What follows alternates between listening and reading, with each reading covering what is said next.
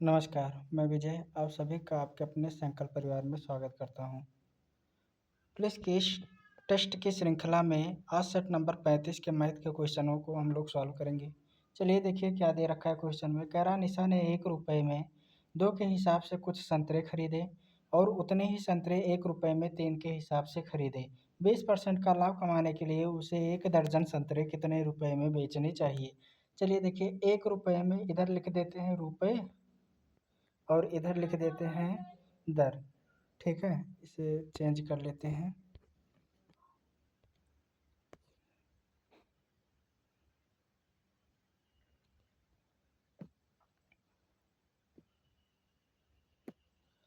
इधर लिख देते हैं रुपए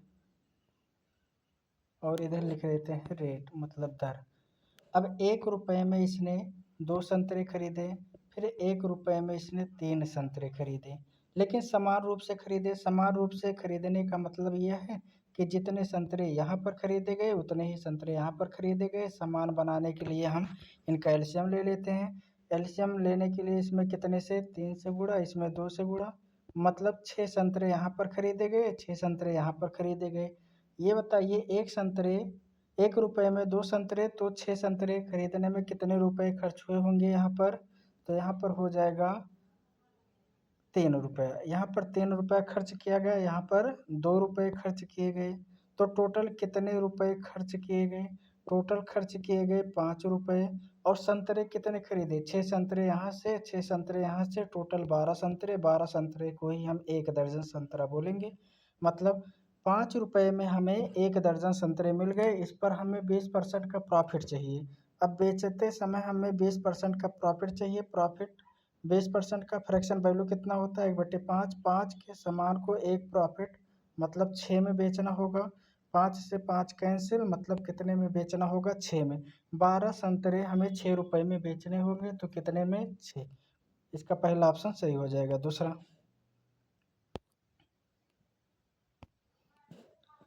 किसी धनराशि पर 5% प्रतिवर्ष की दर से वर्ष का चक्रवृद्धि ब्याज 410 रुपया है।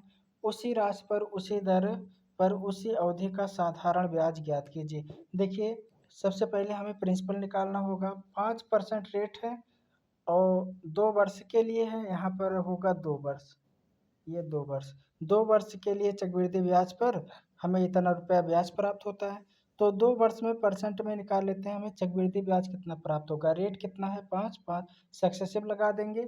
सक्सेसिव लगाएंगे 5 5 10 रुपये 25 पैसे हमें साधारण ब्याज प्राप्त, चक्रवृद्धि ब्याज प्राप्त हो जाएगा। इतना परसेंट 10.25% हमें चक्रवृद्धि ब्याज प्राप्त होगा। और सवाल कह रहा है कितना प्राप्त हो रहा है? 410 रुपये चक्रवृद्धि ब्याज प्राप्त हो रहे हैं हमें।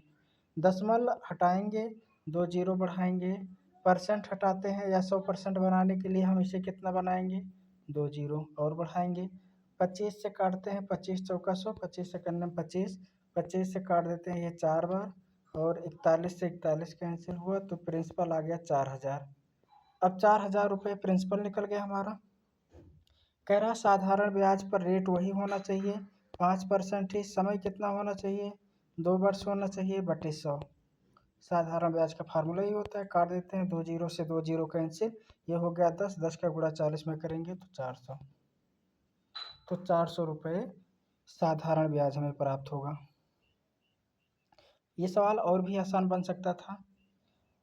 आगे चलिए सॉल्व करते हैं। एक किसान ने 61 किलोमीटर की यात्रा 9 घंटे, यहाँ पर 9 घंटे में पूरी की। 9 घंटे में की। उसने कुछ यात्रा 4 किलोमीटर प्रति घंटे की गति से और शेष यात्रा साइकिल पर, ये 9 किलोमीटर प्रति घंटे से होगा। 9 किलोमीटर प्रति घंटे की गति से की। उसने कितनी दूरी यात्रा पैदल तय की? चलिए देख लेते हैं। मान लेते हैं पैदल उसने d किलोमीटर दूरी तय की और कितने स्पीड से? 4 किलोमीटर प्रति घंटा की स्पीड से तय की। उसके बाद अब शेष साइकिल से कितना दूरी तय करेगा? टोटल तो 61 चला है ना, 61 में से हम d घटा देते हैं, तो 61 माइनस d किलोमीटर दूरी साइकिल से चलेगा और स्पीड उसकी है 9। तो टोटल लगता है उसे 9 घंटे। बस यही हमें सॉल्व करना है। 9 का गुणा इसमें करेंगे तो 9D हो जाएगा, इसमें करेंगे तो कितना हो जाएगा 4D, 9 में से 4 घटाएंगे तो 5D आ जाएगा, प्लस इसका गुणा इसमें करेंगे तो ये हो जाएगा 4 24 244 हो जाएगा, और बराबर कितना, इन दोनों का गुणा हो जाएगा 36 गुणे 9 करेंगे तो 32 4 मतलब हो जाएगा 324। इसे इधर भेज देते हैं तो ये घटाएंगे कितना हो जाएगा 80, 5D बराबर आ गया 80, 5D बराबर 80 आ गया तो D का मान आ गया 16। तो पैदल चली गई दूरी 16 किलोमीटर थी, क्योंकि हमने पैदल चली हुई दूरी को ही D माना था। अगला क्वेश्चन, यदि किसी वृत्त की त्रिज्या में 50% की वृद्धि कर दी जाए तो उसके क्षेत्रफल में कितनी वृद्धि होगी। 50% की वृद्धि की गई है तो सक्सेसिव लगाते हैं। फार्मूला क्या होता है, plus minus x plus minus y और plus minus x into y upon 100, ये फार्मूला होता है सक्सेसिव का। लेकिन वृत्त पर और वर्ग पर ये थोड़ा सा और आसान हो सकता है। लिखेंगे formula 2x plus x square upon 100। चलिए इसे फार्मूले पर रख देते हैं, रखेंगे तो ये कितना हो जाएगा 50 50 100 हो जाएगा, प्लस 50 का वर्ग करेंगे तो हो जाएगा 2500 बटे 100, 2 जीरो से 2 जीरो कैंसिल, 100 में 25 जोड़ेंगे तो 125%, तो क्षेत्रफल में 125% की वृद्धि हो जाएगी। अगला क्वेश्चन है, किसी संख्या का 40%, ये 256 होगा, किसी संख्या का 40% 256 है, 256 है, तो उस संख्या का 25% हमें बताना है। चलिए पहले संख्या निकाल लेते हैं, संख्या कितनी हो जाएगी, इसे यहाँ पर लेकर आएंगे तो ये 40% था, यहाँ पर नीचे लेकर आएंगे और 100% निकालने के लिए 100 से गुणा कर देंगे तो ये टोटल संख्या हो जाएगी। इसका हमें 25% ही चाहिए, 25% का फ्रैक्शन वैल्यू कितना होता है 1/4, 1/4 ही चाहिए, गुणा कर देते हैं बस। चलिए देखिए, 0 से 0 कैंसिल हो जाएगा, 4 चौक 16, 16 से इसे काटेंगे तो कितने बार जाएगा 16 बार, 16 से काटेंगे 16 बार, क्योंकि 16 16 में 256 होता है, 10 में इसका गुणा कर देंगे 160 हो जाएगा, तो पहला ऑप्शन इसका सही होगा। अगला क्वेश्चन, इसे आप लोग कमेंट में इसका आंसर बताएंगे। अगला क्वेश्चन आसान सा सवाल है, आप लोग सॉल्व कर लेंगे।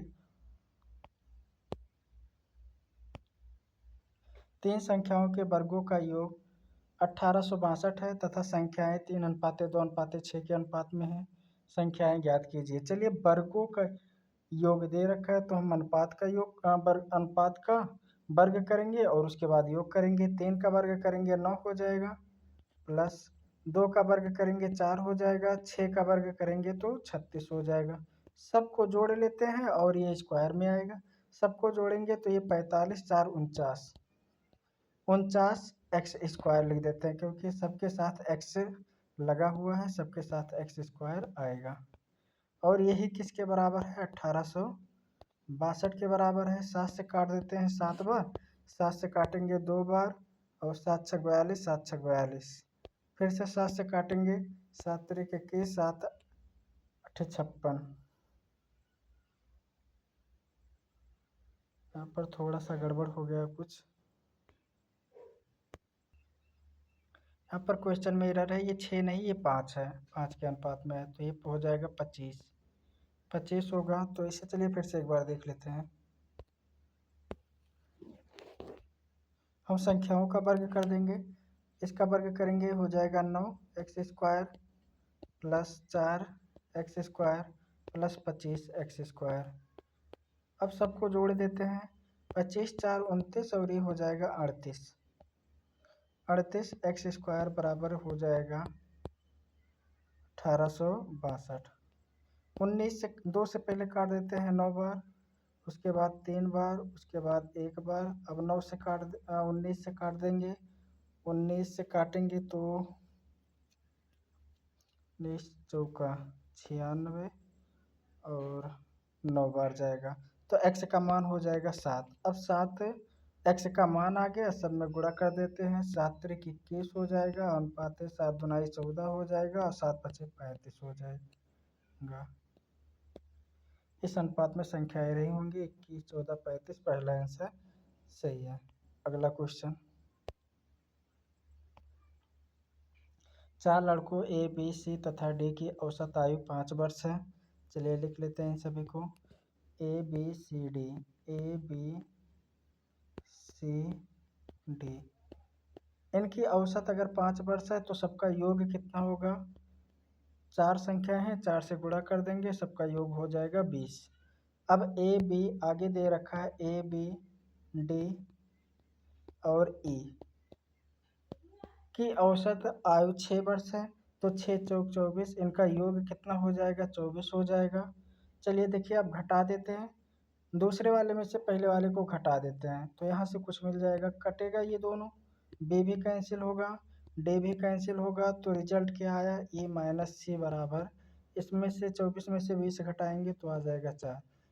ई माइनस सी बराबर 4 आ गया, जबकि सी 8 वर्ष का है, सी का मान दे रखा है यहाँ पर 8 वर्ष, इसे इधर भेजेंगे प्लस में हो जाएगा, ई का मान कितना आ जाएगा? 12, और यही पूछा था,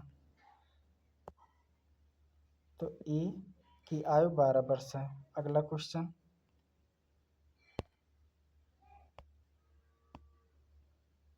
20 संख्याओं का औसत 35 परिकलित किया गया है। बाद में यह देखा गया कि औसत परिकलन करते समय एक संख्या 85 को गलती से 45 पढ़ा गया था। सही औसत ज्ञात कीजिए। चलिए देखिए गलती कितने की हुई, हमें गलती से ही मतलब है। 85 को 45 पढ़ा गया, तो कितना कम पढ़ा गया है? पढ़ा गया है ये 40 कम, 40 कम पढ़ा गया है।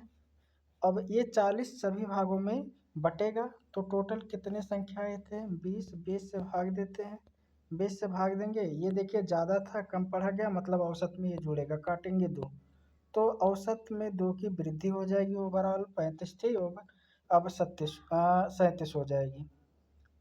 पहले औसत 35 था, उसमें अब 2 जोड़ देंगे, क्योंकि संख्या कम बताई गई थी ज़्यादा, तो औसत में 2 की वृद्धि होगी, जोड़ देंगे। अगला क्वेश्चन, मंगलवार सोमवार, चलिए इन्हें लिख लेते हैं, Monday plus Tuesday plus Wednesday, ये दे रखा है। बृहस्पतिवार का औसत तापमान 48 था, 48 था, 4 दिनों का तापमान दे रखा है, 4 से गुणा कर देंगे तो टोटल पता चल जाएगा कि पूरा जोड़ करके कितना था। 4 से गुणा करेंगे 32 हो जाएगा, 16 16 3 19, 192 डिग्री 4 दिनों का तापमान था। अब उसके बाद बोला है मंगलवार, बुधवार, बृहस्पतिवार और शुक्रवार का औसत तापमान 52 डिग्री था। 52 में 4 से गुणा कर देते हैं, क्योंकि 4 दिनों का ही दे रखा है, 4 से गुणा करेंगे 8 हो जाएगा, 4 पंचे 20 हो जाएगा। घटा देते हैं दूसरे वाले में से पहले को घटाएंगे तो क्या क्या कैंसिल होगा? टी टी कैंसिल, डब्लू, तो बचा क्या? एफ माइनस एम, मतलब फ्राइडे माइनस मंडे, इनके बीच डिफरेंस कितने का होगा? 16 का, इनके बीच डिफरेंस 16, जबकि दे रखा है सोमवार का तापमान 42 था, सोमवार के स्थान पर 42 लिखेंगे। अब ये माइनस में था, उधर जाएगा प्लस में हो जाएगा, तो ये हो जाएगा जुड़ करके 58, तो शुक्रवार का तापमान 58 डिग्री सेल्सियस था, पहला ऑप्शन सही हो जाएगा। अगला क्वेश्चन है, ए तथा बी को एक कार्य 1200 रुपये की राशि पर पूरा करने के लिए दिया गया। ए अकेला उसे 15 दिनों में और बी उसे 12 दिनों में कर सकता है। साथ में सी की मदद यहाँ पर होना चाहिए, साथ में सी की मदद से वह कार्य को 3 दिनों में, कार्य को 3 दिनों में यहाँ पर लिख लेंगे, 3 दिनों में कर सकते हैं। तदनुसार सी का हिस्सा कितना था? चलिए देखिए, ए अकेले कार्य करता है तो 15 दिनों में, बी अकेले कार्य करता है तो 12 दिनों में, जब सभी मिल करके कार्य करते हैं ए बी और सी, तो ये 3 दिन में ही पूरा कर सकते हैं। तो इनका एलसीएम कितना हो जाएगा? 15 24 60 हो जाएगा। एलसीएम 60 हो जाएगा। काटेंगे कितनी बार? ये 4 बार जाएगा, ये 5 बार जाएगा और ये 12 बार जाएगा। ये देखिए ए और बी जोड़ करके 9 हो गए, जबकि सबको मिला करके 12, मतलब ए और बी टोटल ये 9 हो गए। तो ये कितना रहा होगा? 3 रहा होगा। सी 3 रहा होगा। सी 3 यूनिट काम करता है। तो पैसे एफिशिएंसी के अनुपात में ही बांटे जाते हैं। सब की एफिशिएंसी 12 यूनिट है। 12 ही कितने के बराबर? 1200 के बराबर। तो एक की एफिशिएंसी कितना, एक को कितना मिलेगा? एक वाले एफिशिएंसी को मिलेगा 100 रुपये। जबकि सी की एफिशिएंसी है 3, तो 3 से गुणा कर देंगे, सी को मिलेगा 300 रुपये। अगला क्वेश्चन, ए बी तथा सी ने मिलकर 1800 रुपये के एक कार्य को पूरा किया। 1800 रुपये में एक कार्य को पूरा किया। इसमें 4 निबी दिन। ए ने 6 दिन, यहाँ पर होना चाहिए ए ने 6 दिन, बी ने, एक मिनट, हाँ, ए ने 6 दिन, बी ने 4 दिन, यहाँ पर होगा, और सी ने 9 दिन कार्य किया। यदि उनकी दैनिक मजदूरी 5:6:4, इसे भी मिला लेते हैं, 5:6:4 के अनुपात में हो, तो ए को कितनी धनराशि प्राप्त हुई? ठीक है, अब चलिए देख लेते हैं। ए 6 दिन, तो 6 पंचे 30, ये टोटल काम कितना करेगा? 30 यूनिट। अगला कितना करेगा? 4 और 4 छक 24 यूनिट करेगा, और 9 चौक 36 यूनिट सी करेगा। सी कितना यूनिट काम करेगा? 36 यूनिट। सब मिला करके कितना यूनिट काम करेंगे? जोड़ देते हैं, ये 50, ये हो गया 60, 30, 90 यूनिट। 90 यूनिट काम के लिए उन्हें मिलता कितना है? 1800 रुपये मिलता है। 90 यूनिट काम के लिए 1800 मिलता है, तो एक यूनिट काम के लिए उन्हें 200 रुपये, 20 रुपये मिलेगा। कितना मिलेगा? 20 रुपये मिलेगा। एक यूनिट काम के लिए 20 रुपये मिलेगा। यदि उनकी दैनिक मजदूरी इस अनुपात में है, तो बी, यहाँ पर ए होगा। ए को कितनी धनराशि प्राप्त हुई? ए कितना यूनिट काम करता है? 30 यूनिट काम करता है। 30 से गुणा कर देंगे तो हो कितना जाएगा? 3, 30 गुणे 20 हो जाएगा 600। तो ए को 600 रुपये मजदूरी के रूप में मिलेंगे। अगला क्वेश्चन, यदि साधारण ब्याज पर कोई धनराशि 12 वर्ष में दोगुनी हो जाती है, तो वार्षिक ब्याज की दर होगी। अब यहाँ पर इसे 8 कर लीजिएगा, 6 नहीं, 8 से ही 1/3% है। चलिए देखिए, कह रहा 12 वर्ष में दोगुनी हो जाती है। 12 वर्ष में दोगुनी, अगर दोगुनी हो रहा तो ब्याज कितना मिलेगा? मान लेते हैं प्रिंसिपल 1 रुपया था, दोगुना हुआ तो ब्याज भी तो 1 ही रुपया मिला। अब फार्मूला क्या होता है? पी अपॉन 100 होता है साधारण ब्याज का। पी मान लेते हैं 1 रुपया है। रेट हमें निकालना है, टी भी मान लेते, टी दे रखा है इसने, 12 वर्ष है, और रेट हमें निकालना है, बटे 100 होता है। साधारण ब्याज हमें कितना मिला? 1 से 2 हो गया, तो साधारण ब्याज भी 1 रुपया मिला। चलिए सॉल्व कर देते हैं। 100 इधर जाएगा, 12 नीचे आएगा, 100/12, तो 8 से ही 1/3% हो जाएगा। अगला क्वेश्चन, 53 रुपये की राशि को ए, बी और सी में इस प्रकार वितरित किया गया है कि ए को बी से 27 रुपये ज़्यादा मिले। 27 नहीं, यहाँ पर 7 रुपये होगा, ये टाइपिंग में 7 रुपये ज़्यादा मिले, और बी को सी से 8 रुपये ज़्यादा मिले। बी को सी से 8 रुपये ज़्यादा मिले, तदनुसार उनके हिस्सों का अनुपात ज्ञात कीजिए। चलिए देखिए, ए, बी और सी, 3 लोग हैं, ए, बी और सी। ए को कितना रुपया ज़्यादा मिला? 7 रुपया। ए को बी से 7 रुपया ज़्यादा मिला, और बी को सी से 8 रुपया ज़्यादा मिला। ये 8 रुपया है, 8 रुपया ज़्यादा मिला। अच्छा, बी को सी से 8 रुपया ज़्यादा मिला, तो ऐसे भी बोल सकते हैं ना कि सी को 8 रुपये कम मिले बी से, तो इसे 8 रुपया कम मिला। देखिए, अब उसके बाद क्या करें, अगर यहाँ से हम 7 रुपये हटा दें तो इन दोनों का अनुपात 1:1 हो जाएगा, क्योंकि बराबर रुपये तब मिलेंगे। और यहाँ से -8 रुपये हटा दें तो भी तो इन दोनों का अनुपात कितना हो जाएगा, 1:1 हो जाएगा। कहने का मतलब ये जितना भी ऊपर वाला है इसे हटा दें तो अनुपात कितना बन जाएगा, सबका 1:1 में हो जाएगा। तो देखिए इसे सॉल्व करेंगे, 7 और -8 तो -1 आ जाएगा। अगर माइनस का आता है तो हम कुल में जोड़ देते हैं, अगर प्लस का आता तो कुल में से घटा लेते हैं। ये रहा कुल 53 रुपये, 53 में 1 जोड़ेंगे तो 54 रुपये हो जाएगा। अनुपात टोटल कितना, 1:1:1 मतलब 3 बना, तो काटेंगे कितना हो जाएगा, 18 तिहाई 54, मतलब बी को 18 रुपये मिले। बी को 18 रुपये मिले, जबकि ए को 7 रुपये ज़्यादा, इसे 25 रुपये मिले होंगे। और सी को 8 रुपये कम, मतलब इसे 10 रुपये मिले होंगे। 25, 18, 10 का अनुपात बनेगा। अगला क्वेश्चन, तो बी, इसमें डी ऑप्शन से मतलब ये बी होगा, बी ऑप्शन सही है। अगला क्वेश्चन, 16 वर्ष पहले मेरे नाना की आयु मुझसे 9 गुना अधिक थी। यहाँ पर ये अधिक शब्द नहीं होगा, क्योंकि मैंने सॉल्व किया था, अधिक से नहीं लगा। अब से 8 वर्ष बाद उनकी आयु मुझसे 3 गुनी हो जाएगी। 8 वर्ष पहले मेरी आयु का मेरे नाना की आयु से अनुपात ज्ञात कीजिए। चलिए देखिए, 16 वर्ष पहले बोला है, 16 वर्ष पहले इनकी आयु का अनुपात कितना था, 1:9, 1:9 था।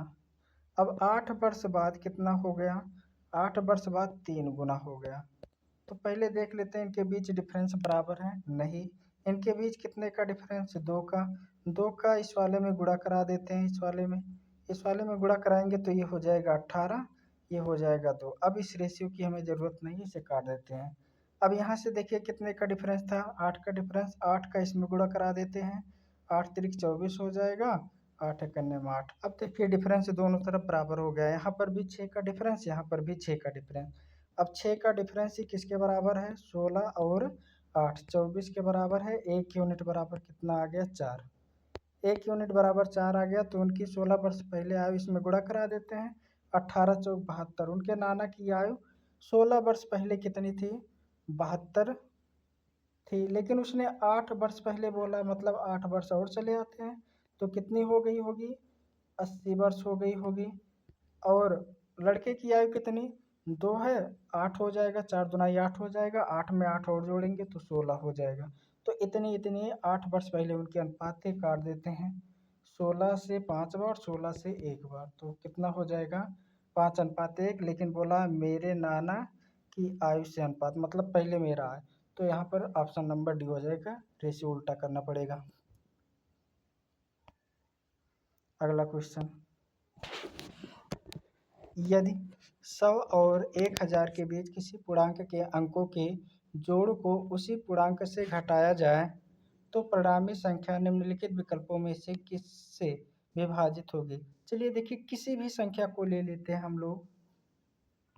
यहाँ पर मैं एक संख्या लेता हूँ 272, अपनी तरफ से मैंने 272 ले लिया।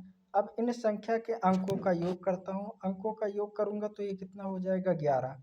11 इसमें से मैं घटा देता हूँ, यही बोला है कि 11 घटा दीजिए, मतलब अंकों का योग जो आया है, जोड़ जो आया उसी संख्या से घटाया जाए। मैंने घटा दिया, घटाने पर ये आएगा कितना, चलिए देख लेते हैं। 1 आ गया, 8 आ गया, 6 आ गया और 2 आ गया, कह रहा है तो परिणामी संख्या निम्नलिखित विकल्पों में से किससे विभाज्य होगी। अब ये संख्या किससे विभाज्य होगी, ये संख्या हमेशा 9 से विभाज्य होगी, तो इसका ऑप्शन हो जाएगा क्या, डी। ये कभी भी किसी भी संख्या पर करेंगे हमेशा 9 ही आएगा। अगला क्वेश्चन,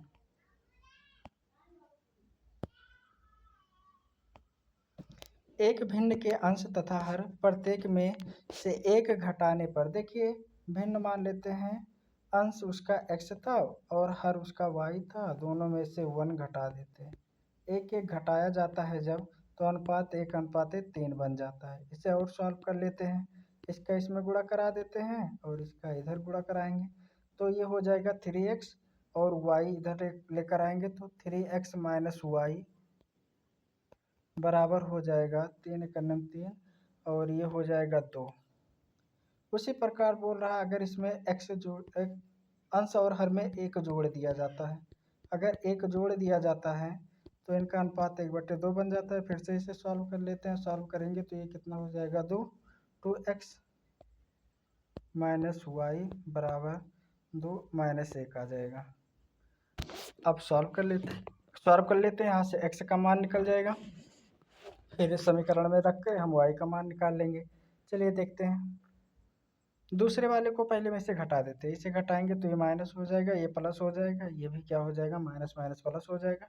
y से y कैंसिल होगा, 3 में से अगर 2 घटाएंगे तो x बचेगा, इधर क्या हो जाएगा ये 3 हो जाएगा जोड़ करके। तो x का मान 3 आ गया, किसी भी समीकरण में रख देते हैं, यहाँ पर मैंने 3 रख दिया, 3 त्रिक 9 हो गया, इसे इधर भेजेंगे और इसे इधर भेजेंगे तो 9 में से 2 घटाएंगे तो y का मान 7 आ जाएगा।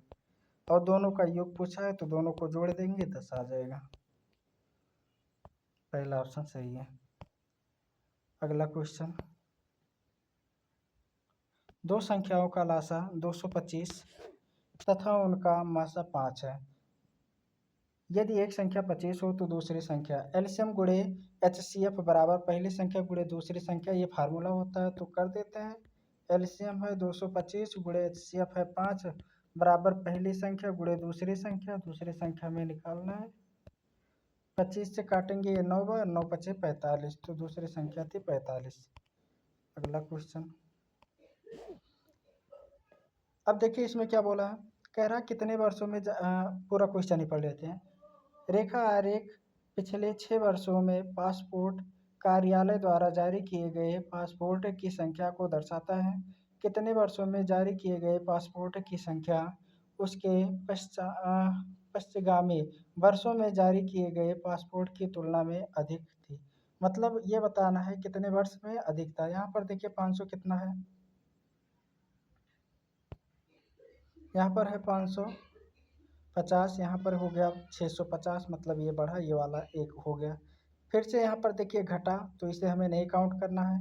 अब यहाँ से फिर से बढ़ा, इसे काउंट करना है। एक यहाँ पर हो गया, एक यहाँ पर 2 हो गया, यहाँ पर फिर से बढ़ा 3 हो गया, मतलब 3 वर्षों में बढ़ा है। ऑप्शन नंबर डी सही हो जाएगा। अगला क्वेश्चन, कह रहा बाहर आरेख 6 देशों की जनसंख्या घनत्व दिखाता है। जनसंख्या घनत्व को प्रति वर्ग किलोमीटर में रहने वाले लोगों की संख्या के रूप में मापा गया है। देश एफ से देश ए के जनसंख्या घनत्व का अनुपात एफ ये रहा और ए ये रहा, काट देते हैं इनका अनुपात, 3:1 कितना हो जाएगा 1, तो 3:1 होगा। पहला ऑप्शन सही है, क्योंकि एफ से ए का पूछा है, पहले एफ को रखना है, पहले इसे रखना है फिर इसे रखना है। अगला क्वेश्चन, कह रहा पाई चार्ट एक, ये जो है ये व्यवसाय को दर्शाता है, व्यवसाय की भागीदारी को बताता है, और जो भी है ये साझेदारी में व्यवसाय के लिए कार्य के घंटों को बताता है, ये कार्य के घंटों को बताता है। कह रहा है इस कारोबार में, ठीक है, इस कारोबार में 24 लाख का लाभ हुआ, टोटल 24 लाख का लाभ हुआ। इस लाभ का आधा हिस्सा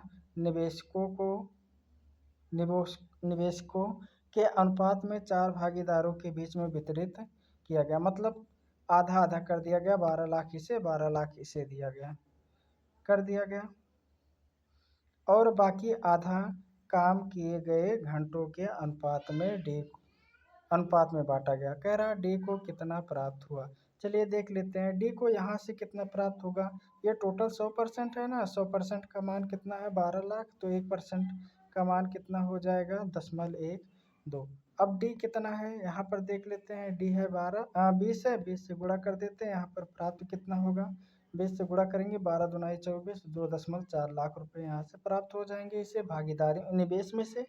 अब कार्य में से देखते हैं डी को कितना प्राप्त होता है, 1% बराबर यहाँ पर भी कितना हो जाएगा 0.12 हो जाएगा, ये 17% ही यहाँ पर काम 17% ही कार्य करता है, 17% करता है, तो इसमें गुणा करते हैं, तो गुणा करेंगे ये हो जाएगा 17 दूना 34, 17 एकन्नम 17, 17 3 हो जाएगा 20, और 2 अंक पहले दशमलव, तो यहाँ से कितना 2,04,000।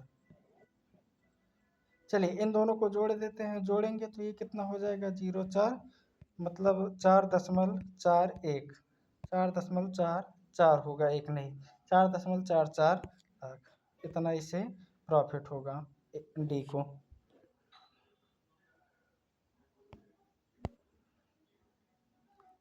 बस ये यहीं समाप्त होता है। धन्यवाद।